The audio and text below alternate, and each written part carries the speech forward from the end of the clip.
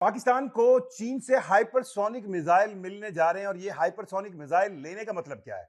और Indian army chief का बयान कि वो पाकिस्तान को जोग्राफियाई तौर पर मिटा देंगे और उसके जवाब में पाकिस्तान के कोर कमांडर्स की मीटिंग में दिया गया जवाब कि अब आपको नॉर्मल का जवाब नो नॉर्मल मिलेगा। यानी नो नॉर्मल क्या है? इस पूरे सिनेरियो को समझने की आज हम बातचीत करेंगे। मैं जुल्फिकार शेख आपको सहाफी पेंसिल पर खुशामदीद कहता हूं।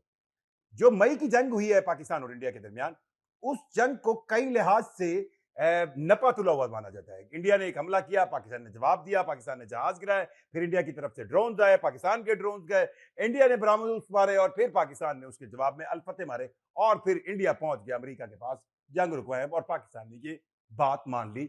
ये एक ऐसी मुठभेड़ है जिसको आप नॉर्मल कहते हैं।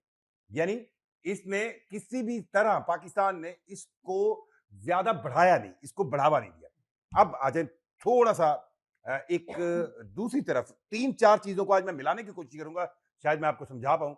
अब आ जाए कि इंडियन आर्मी चीफ 3 अक्टूबर को जाते हैं अपने एडवांस मोर्चों की तरफ और वहां पर वो इंडियन ट्रूप से गुफ्तगू में ये कहते हैं कि अगर पाकिस्तान ने सो कॉल्ड, जो वो कह रहे हैं कि उन्होंने इंडिया के अंदर जो है वो कहते हैं कि दहशतगर्दी की प्रॉक्सीज को, हालांकि प्रॉक्सीज तो पाकिस्तान में इंडिया की बहुत ज्यादा आ रही हैं, उनको ना रोका, तो अब इंडिया एक ऐसा हमला करेगा। पहलगाम सेंस की उन्होंने मिसाल दी कि जिसमें पाकिस्तान को जोग्राफियाई लिहाज से, यानी बहुत सिंपल अल्फाज में कहूं कि उन्होंने जो भड़क मारी वो ये कि पाकिस्तान को नक्शे से मिटा दिया जाएगा। और उसके चंद दिनों बाद पाकिस्तान की कोर कमांडर्स की मीटिंग होती है और उसका एक जो आपका प्रेस रिलीज आती है जिसमें सबसे अहम लाइन ये है कि अगर अब इंडिया ने हमला किया तो no normal response. No normal से मुराद कि जैसे पहले इंडिया ने हमला किया था तो उसको नॉर्मल रिस्पांस दिया गया था, अब नॉर्मल रिस्पांस नहीं दिया जाएगा। अब इन तीनों चीजों को यहां पर रोक दें एक मिनट के लिए और आ जाए संदीप धवन। कमांडर संदीप धवन एक इंडियन नेवी के रिटायर्ड पायलट है जिनका बहुत ज्यादा तजर्बा है। उनकी एक वेबसाइट पर उन्होंने आज एक आर्टिकल लिखा है। उस आर्टिकल को अगर पढ़े तो आपको चीजों की समझ आएगी कि मिलिट्री डिटेरेंस क्या होता है। आर्टिकल ये लिखा है धवन साहब ने कि जनाब पाकिस्तान को चीन से हाइपरसोनिक मिसाइल्स, जो चीन का नाम है DF-17, वो मिलने जा रहे हैं और ये सारा कुछ तय हो चुका है। अब हाइपरसोनिक मिसाइल से मुराद ये होती है कि ये मिसाइल आवाज से 5 से 10 गुना ज्यादा, यानी मार्क 5 टू मार्क 10 तक सफर कर सकते हैं। और ये जो DF-17 मिसाइल है, ये one of the latest missile in the world जो चाइना के पास है। और इस DF-17 मिसाइल का जो एरिया है जहां तक ये हिट कर सकता है वो तकरीबन 2500 किलोमीटर है। और इस DF मिसाइल का जो लॉन्चिंग सिस्टम है, यानी ZF हाइपरसोनिक ग्लाइड व्हीकल, यानी जिससे ये लॉन्च किया जाता है, वो भी मूवेबल है। और अगर इस DF-17 मिसाइल का नेवल वर्जन आ जाए तो वो फिर समंदर से फायर किया जा सकता है। सो इसको पिन पॉइंट करके इस मिसाइल को हिट करना बहुत मुश्किल है। और पाकिस्तान के इस धवन साहब के मुताबिक पाकिस्तान की जो डील है वो चाइना से पूरी कंप्लीट हो चुकी है और ये जल्द टेक्नोलॉजी, या तो पाकिस्तान और चीन मिलकर इस टेक्नोलॉजी के मिसाइल बिल्डअप करेंगे या चीन इस तरह के मिसाइल देगा। और उन्होंने ये भी कहा कि ब्रह्मोस 2 जो है वो इसका किसी तौर भी मुकाबला नहीं कर पाएगा और स्पीड जो है ब्रह्मोस से इसकी बहुत ज्यादा है।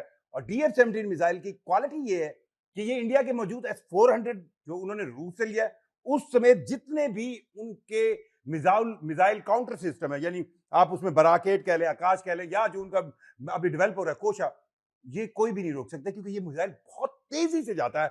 और इस मिसाइल की रेंज के बाद अब अमृतसर से लेके, अमृतसर वो जगह है जो पाकिस्तान के बिल्कुल करीब है, और कलकत्ता यानी कि बिल्कुल आपका दूसरा कोना, वहां तक ये हिट कर सकता है। ये उन्होंने कहा। अब ये बात प्रूव करती है पाकिस्तान की मिलिट्री डिटेरेंस। डिटेरेंस क्या होती है? डिटेरेंस से मुराद ये होती है अगर मैं एक फौज हूं और मेरे पास एक ताकत है, ये ताकत मुझसे ज्यादा मेरे दुश्मन को पता होना चाहिए। और इसको अगर दुश्मन को पता होगा तो दुश्मन फिर मुझ पर हमला करने से पहले 10 बार ये सोचेगा कि मेरी जो फौज की जो डिटेरेंस है या जो मेरे पास मिलिट्री की ताकत है, मैं उससे जब रिएक्शन दूंगा तो वो उसका सोचकर अपने हमले का फैसला करेगा। अभी जो मई की जंग हुई थी, अब मैं मिलाने जा रहा हूं, ये जो संदीप धवन साहब ने कहा, इंडियन आर्मी चीफ ने कहा और Pakistani army chief core commander की मीटिंग का जवाब आया। तो बेसिकली ये मई की जंग के अंदर जब इंडियन फाइटिंग क्राफ्ट ने तो 72 फाइटिंग क्राफ्ट उड़े थे और इधर से पाकिस्तान के तकरीबन 42 उड़े थे और 1 घंटे की डॉग फाइट हुई थी। अब उन्होंने जब पाकिस्तान के अंदर हमला कर लिया तो उसके जवाब में पाकिस्तान ने उन जहाज़ों से जिनसे हिट किया गया, उनको हिट किया बियॉन्ड विजुअल रेंज की ये जंग थी और पाकिस्तान ने 7 इंडियन जहाज इंक्लूडिंग 4 राफेल मार गिराए।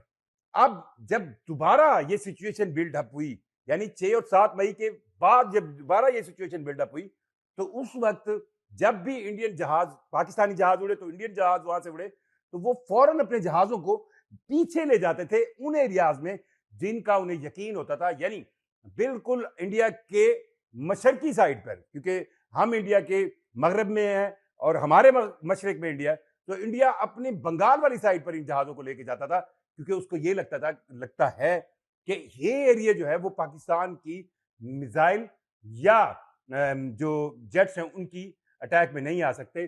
सो वो उन जहाजों को बचाने के लिए पीछे ले जाता था। अब ये उनको ये लगता है कि पाकिस्तान के पास ये मिलिट्री डिटेरेंस मौजूद नहीं है। सो संदीप धवन साहब के इस आर्टिकल से ये बात साबित होती है कि पाकिस्तान ये मिलिट्री डिटेरेंस बहुत जल्द हासिल करेगा कि इंडिया का कोई कोना भी पाकिस्तान के मिसाइल और इफेक्टिव मिसाइल से बचा हुआ ना हो। यानी अमृतसर से लेकर कलकत्ता तक पाकिस्तान को अगर किसी इंडियन आप कहें मिलिट्री तनसीबात पर, किसी उनके न्यूक्लियर एसेट्स की जगह पर कहीं पर भी अटैक करना हो, तो इंडिया को ये जहन में हो कि पाकिस्तान के पास ये मिलिट्री डिटेरेंस है कि पाकिस्तान वहां पर अटैक कर सकता है। तो ये चीज प्रूव करेगी कि इंडिया फिर 100 बार सोचेगा कि मई की तरह वो पाकिस्तान के ऊपर हमला करे, क्योंकि उन्हें ये अंदाजा हो चुका होगा कि चाहे इंडिया ज्योग्राफिकली बहुत बड़ा है और उनके पास जो वो एरियाज मौजूद हैं जो पाकिस्तान से बहुत दूर है, उन पर पाकिस्तान अटैक नहीं कर सकता। लेकिन जब उन्हें यह पता चल जाएगा कि पाकिस्तान उन पर अटैक कर सकता है और उनके पास ऐसे मिसाइल मौजूद हैं और वो मिसाइल हाइपरसोनिक है, DF-17 की फॉर्म में है, और वो मिसाइल आवाज से 10 गुना ज्यादा तेज चल सकते हैं, वो मिसाइल बगैर किसी भी दुनिया के बड़े से बड़े, चाहे S-400 हो, चाहे बराकेट हो, चाहे उनका कोई भी सिस्टम हो, वो उसको नहीं रोक पा रहा, तो तब ये डिटेरेंस इस बात को यकीनी बनाएगी कि इंडिया पाकिस्तान पर पंगा नहीं लेगा। ये है वो कहानी जो मैं आपको बताने जा रहा हूं। अब ये चीन से मिसाइलों की बात, खुद इंडियन कमांडर, अब ये किसी दौर में उन्होंने खुद लिखा है कि उन्होंने 12,000 घंटे की फ्लाइट की हुई है और नेवी के अंदर उनका बड़ा ही सेंसिटिव रोल रहा है। अब सेंसिटिव जासूसी के लिहाज से था, किसी लिहाज से था, बहरहाल उनकी इस तहरीर से ये पता चलता है कि पाकिस्तान के पास ये डिटेरेंस बहुत जल्द आ जाएगी। और चीन पाकिस्तान की दोस्ती में अब आप दुनिया में कहीं पे भी किसी भी मुल्क से, किसी भी ऐसे शख्स से जो इस रीजन को समझता है, उसको ये पता है कि पाकिस्तान और चीन के दरमियान दोस्ती और ट्रस्ट लेवल बहुत इम्तियाज का है। यानी जो people's liberation army of China है उसके दरमियान और पाकिस्तान के दरमियान बहुत ज्यादा जो ट्रस्ट का लेवल है, और चाइना अपनी हर टेक्नोलॉजी को पाकिस्तान के साथ शेयर करता है और पाकिस्तान को ना सिर्फ उस टेक्नोलॉजी के बिल्डअप करने में हेल्प करता है बल्कि उसको देने में भी कभी झिझक महसूस नहीं की। तो इस लिहाज से ये भाई साहब का आर्टिकल तो बड़ा अच्छा है, लेकिन ये बात भी साबित करता है कि पाकिस्तान ने अब ये चीज इंडियन एस्टैब्लिशमेंट, जो मिलिट्री एस्टैब्लिशमेंट है, उनके दिमाग से निकलवानी है कि जो उनको ये लगता है कि उनके पास इंडिया के एक सर्टेन एरियाज है जहां पर वो अपने फाइटिंग क्राफ्ट ले जाए, अपनी चीजें ले जाए, तो वो पाकिस्तान हिट नहीं कर सकता। ये मिलिट्री डिटेरेंस बहुत जरूरी है, कन्वेंशनल हो, नॉन कन्वेंशनल हो। आपकी राय कैसी है इस बारे में आप जरूर आगाह कीजिएगा। साहब पेंसिल को सब्सक्राइब भी कीजिए। मुझे जुल्करनैन शेख को इजाजत दीजिए। अल्लाह हाफिज।